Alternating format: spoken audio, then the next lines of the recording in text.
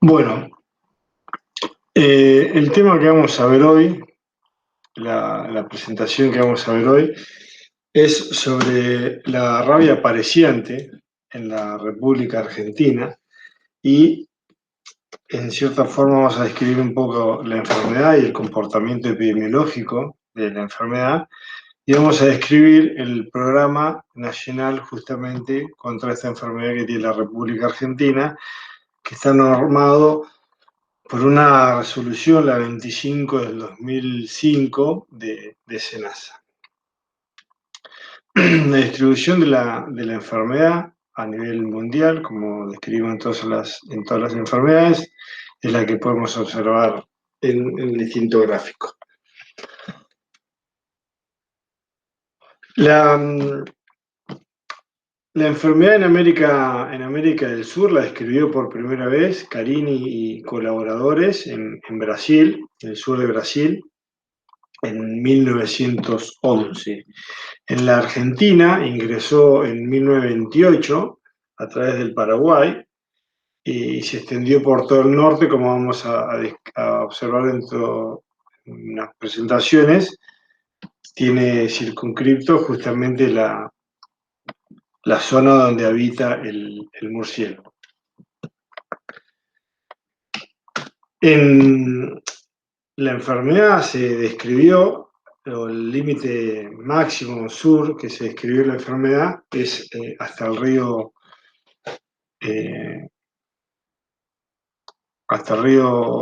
perdón, no me sale el nombre, en Santa Fe, y hace no muchos años tuvimos un foco aislado por unos animales que habían venido del sur, ya contaminados, en el sur de Córdoba. Pero bueno, la enfermedad se describe según la zona donde habita el vampiro.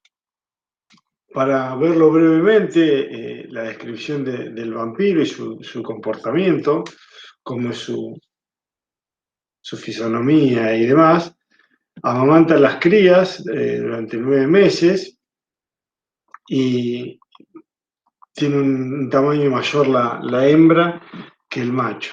Y el macho vive un poquito más que la hembra, sin enfermedad, por supuesto, ¿no? Simplemente para describirlo. Lo que es muy importante dentro del comportamiento del vampiro es la distancia que vuela para alimentarse, porque es lo que vamos a tener que tener en cuenta cuando encontremos un vampiro, que a una distancia de 2 o 3 kilómetros podemos encontrar su refugio, para poder justamente determinar dónde tiene su hábitat. Esos son los colmillos con los que logra morder y alimentarse justamente de los herbívoros que terminan siendo como huéspedes definitivos. Los huéspedes definitivos son los bovinos, los equinos, los mulares, incluso también muy poco frecuente el perro y el gato, porque se trata de animales más selváticos. Tienen un comportamiento de hábitat en refugios, que pueden ser tanto naturales como artificiales. Los naturales son como los que se describen dentro de la naturaleza. Ahora vamos a ver un par de imágenes. Y los artificiales tienen que ser lugares abandonados, semi-abandonados, donde ellos puedan sentirse cómodos para poder realizar sus nidos. Pero bueno, en cualquier ciudad donde haya poca circulación de seres humanos o haya este tipo de construcciones, pueden llegar a ser refugio también, pero es poco frecuente. Esto es una cueva donde podemos observar los animales. Y este tipo de observación acá, todo esto es materia fecal, que es lo característico de las cuevas. Como están permanentemente ahí, defecan y es muy característico el olor y la observación de eso donde hay. Esto es una vivienda abandonada, pero también podemos observar la materia fecal. Y acá esto es una anidación bastante interesante en un galpón abandonado. La epidemiología de la enfermedad se caracteriza por la presentación de brotes. Estos brotes duran aproximadamente, o la máxima duración son 18 meses, y tiene un periodo entre brote y brote que puede llegar a durar dentro de la misma población entre 3 y 4 años. Esto se debe a que los animales que no mueren por la rabia generan resistencia. Entonces, al generar resistencia, hasta la próxima infección de otra población o reinfección dentro de la misma población, pueden pasar estos años, entre 3 y 4 años. Los susceptibles, que son los herbívoros, se contaminan, se enferman, porque justamente son la fuente de alimentación. La sangre de estos herbívoros son de la que se alimentan estos vampiros, el Demodus común. La mortalidad en el ganado observada a través de la rabia puede ser muy importante, mucho mayor incluso del 50% de la población afectada o atacada.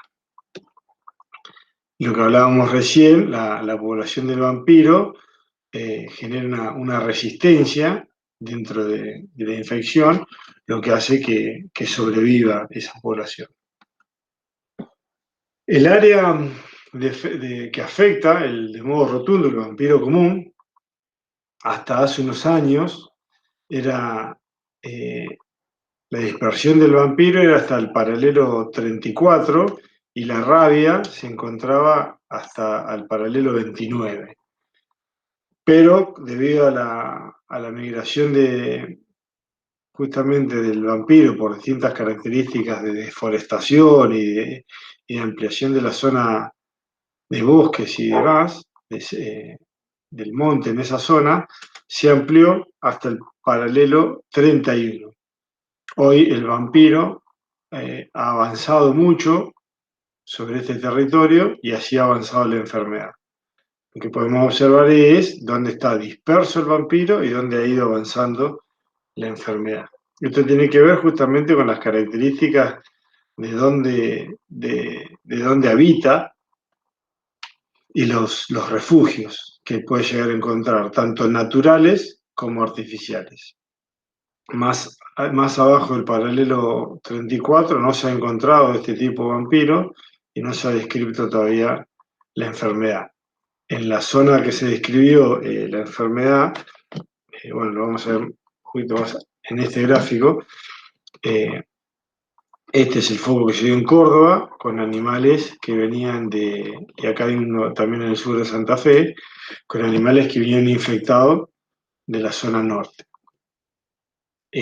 Estos son los focos, la presentación de la enfermedad del 2005 al 2019. Así está distribuida los focos denunciados ante el SENASA y tratados como tal, que vamos a ver sobre el programa cómo se actúa.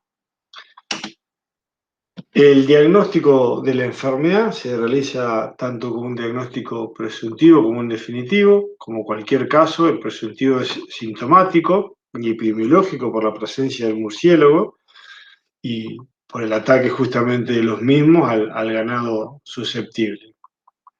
Y el definitivo a través de un diagnóstico de laboratorio por la técnica de inoculación en ratón y la inmunofluorescencia. Pero con el diagnóstico presuntivo ya podríamos estar confirmando por la presencia del vampiro y el ataque y la sintomatología justamente en el ganado susceptible.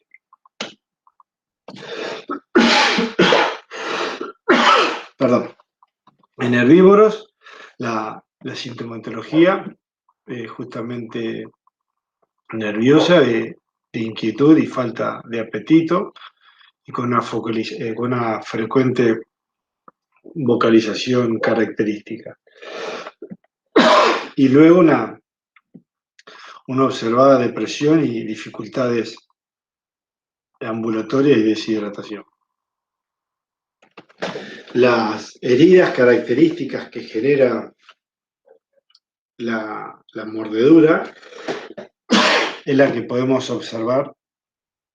Estos los de arriba son 2 equinos y el de abajo un bovino.